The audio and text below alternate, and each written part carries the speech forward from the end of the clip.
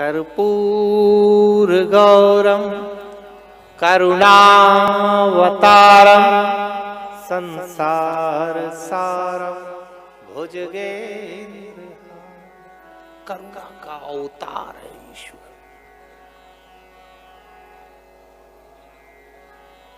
कथा में करुणा आ जाए, मान लेना कि आज उस कथा में मेरे को मेरे परमात्मा की प्राप्ति हो गई है।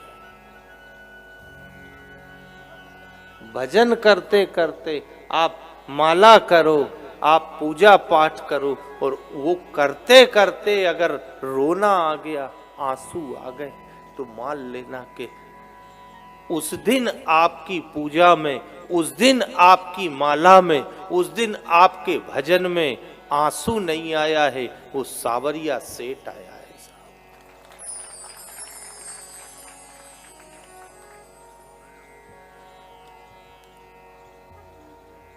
क्योंकि मीरा की भी स्थिति यही थी। जब वो बैठती थी, भजन में बैठे साहब, आंसू आ जाए।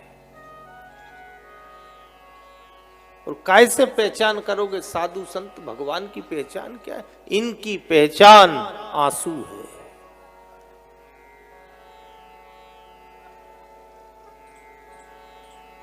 आंसू। इसलिए केवल आंसू से उसको बुलाया करो। बैठ गए और बस बरसाना शुरू कर दो। बैठा करो। भागवत में कथा आती है, भगवान श्री कृष्ण और बलराम जी दोनों भाई मथुरापुरी आए, कंस को समाप्त किया और उसकी अंत्येष्टि करा के अपने माता पिता के बंधन खोले, अपने नाना उग्रसेन के बंधन खोले। और उस समय नाना उग्रसेन ने भगवान श्री कृष्ण के सामने एक प्रस्ताव रखा कि गोविंद, अब इस मथुरापुरी के ऊपर तुम्हारा अधिकार है, तुम इसके राजा हो, तुम राजगद्दी संभालो। उस समय भगवान श्री कृष्ण ने हाथ जोड़ के कही, नाना, इस समय में इस गद्दी के योग्य नहीं हो। अरे क्यों नहीं हो? भगवान ने कहा, अभी मैंने गुरु नहीं बनाया है। क्योंकि जिसके जीवन में गुरु नहीं, उसका जीवन शुरू नहीं।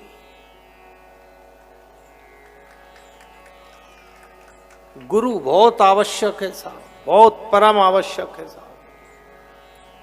और इस कलिकाल में आपसे निवेदन कर रहे, इस कलिकाल में परमात्मा का नाम ही गुरु और गोविंद है। और ये आपसे निवेदन कर जा रहे हैं, गुरु कोई शरीर नहीं है। अपने यहां गुरु कौन को मानते हैं? शरीर को।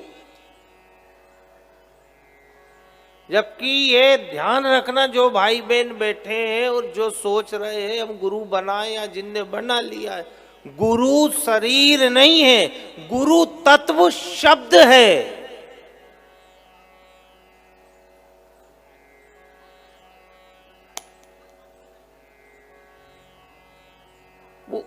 जो गुरु ने आपको मंत्र दिया, जो गुरु ने आपको नाम दिया, वो गुरु है।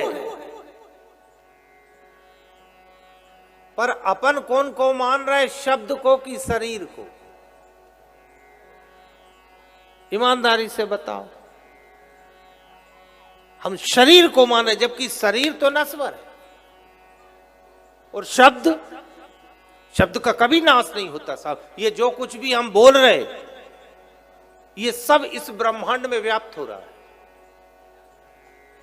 ऐसा एक दिन हमने टीवी पे देखा था, वैज्ञानिक इस समय वृंदावन में जो रास हुआ था निधि वन में, वहां जो बांसुरी बजी थी, उस बांसुरी की आवाज को सुनना चाह रहे हैं और वो उसकी कोशिश में है। और वैज्ञानिकों को भरोसा है कि गोविंद की बांसुरी आज भी उस ब्रह्मांड में उसकी आवाज गूंज रही है।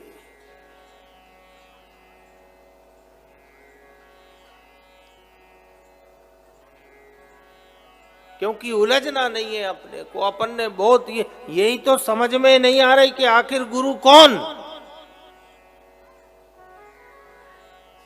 उसको समझना पड़ेगा कि शरीर गुरु नहीं है, गुरु शब्द है। कोई भाई बहन ऐसा बेटा हो जो के सामने गुरु बनाऊं, आज से भगवान का जो नाम आपको अच्छा लगे उसको पकड़ लो, वो गुरु भी वही बन जाएगा और गोविंद भी वही बन जाएगा।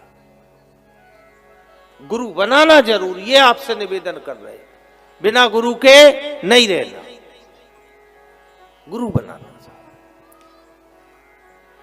शरीर की क्या पूजा करना साहब, ये शरीर में तो मलमूत्र विष्ठा है ना, कि काहे की पूजा।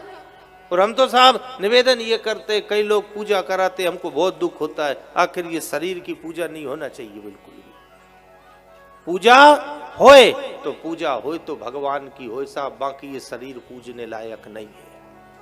कई लोग हमसे कहते वो पंडित जी बहुत इतराता, माला नहीं पहने।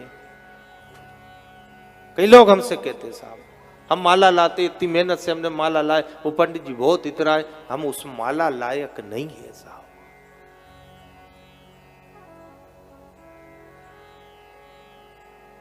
माला आपसे निवेदन कर रहे, माला या तो सैनिक के गले में अच्छी लगती है या सावरिया सरकार के गले में अच्छी लगती है साहब।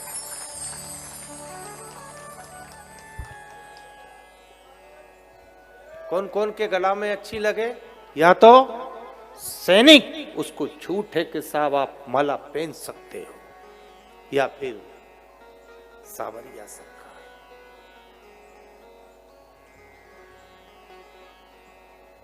आज आपसे निवेदन कर रहे हैं, उलझना नहीं बिल्कुल। श्री कृष्ण और बलराम जी दोनों भाई ने अपने नाना से कहा कि नाना जी अब हम गुरु की तलाश में निकल रहे हैं। महाराज उग्रसेन को राजपाट सौंप के और दोनों भाई सांदीपनी मुनि के यहाँ पहुंचे और दोनों भाइयों ने सांदीपनी मुनि के यहाँ 64 दिन में 64 प्रकार की विद्या ग्रहण करके और गुरु दक्षिणा में गुरु बालक ला के गुरु को भेंट किया।